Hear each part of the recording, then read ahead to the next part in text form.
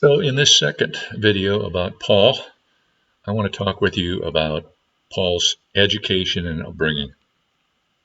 In Philippians chapter 3 and verse 6, Paul describes himself, as we've seen, as a Hebrew born of Hebrews. F. Bruce, the New Testament scholar, has pointed out the fact that both Paul and Luke's writings, and I'm quoting now, reserve the word Hebrew for conservative Hebrew and Aramaic-speaking Jews, in contrast to Hellenistic or Greek-speaking Jews who were, on the whole, more culturally eclectic. This, says Bruce, proves the distinction was probably cultural as well as linguistic. The Hebrews attended synagogues where the service was conducted in Hebrew and used Aramaic as their mother tongue, both within the synagogue and in the household, while Hellenistic Jews spoke Greek and attended synagogues where the scriptures were read and the prayers recited in that language.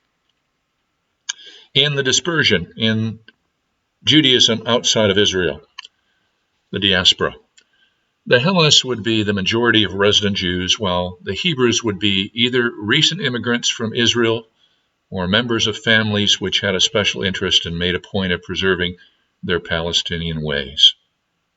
That's the end of the quote from F. Bruce. It's most likely that Paul was brought up in accordance with Bruce's statement by a conservative Jewish family whose education for their son included emphatic exposure and loyalty to the culture and customs and laws of Judaism. In accordance with this, we learn a little bit more about Paul's family when he tells us that not only was he himself a Pharisee, but in Philippians 3, he says that he is, and I'm quoting from Philippians now, a Pharisee born of Pharisees. The Pharisees, of course, were perhaps most like the Orthodox Jews of today. They sought to separate themselves, and in fact, the name Pharisee by itself in Hebrew means one who is separated.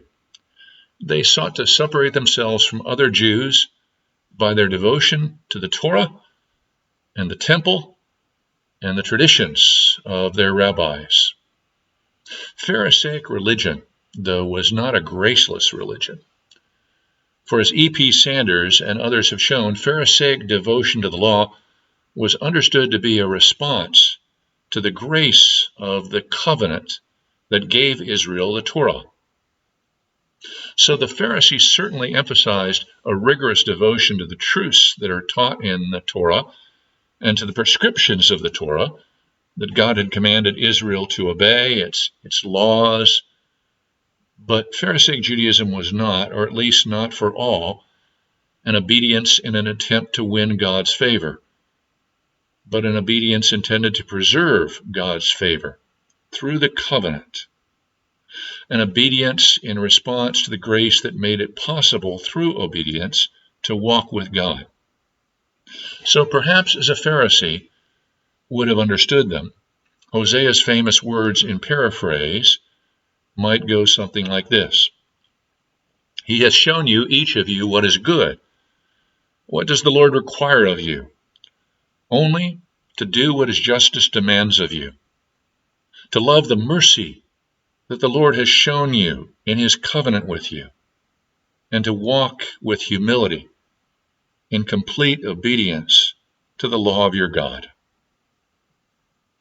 But moving back to Paul, with that concept in mind, according to the hopes and dreams of his Pharisaic family, as well as his own hopes and dreams, Paul traveled probably around the age of 12 to Jerusalem to study at the school of the Rabbi Gamaliel I, who's also called in rabbinic Jewish literature Gamaliel the Elder.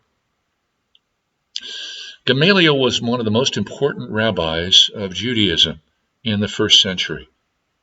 To illustrate that, here's a quotation from the Talmud, Jewish literature that reflects the life and the beliefs of the first century.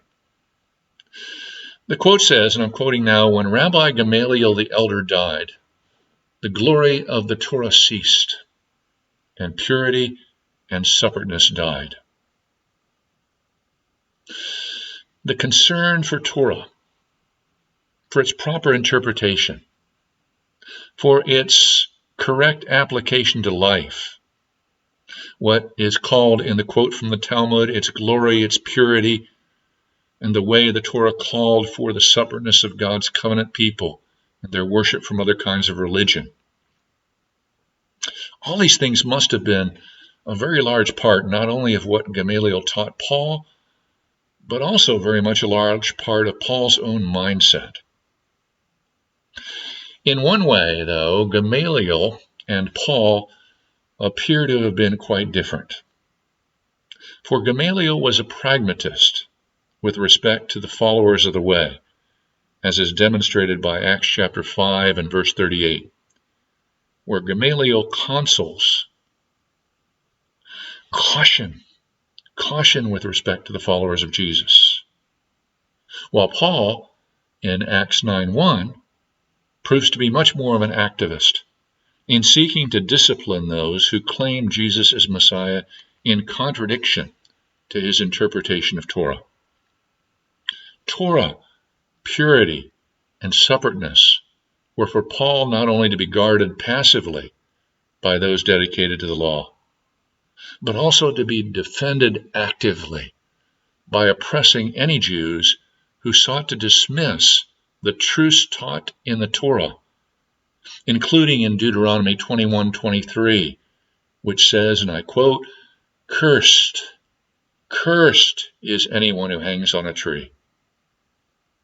And so at the trial of Stephen, Paul, at least according to Acts chapter 8, becomes completely convinced on the basis of Stephen's speech and what for him is the infamy of that speech, that Stephen and other Christ followers are not only blasphemers like Jesus, but those who seek to destroy or at least diminish the importance of the temple and the Torah and the covenant that God made with Israel through the words of the law.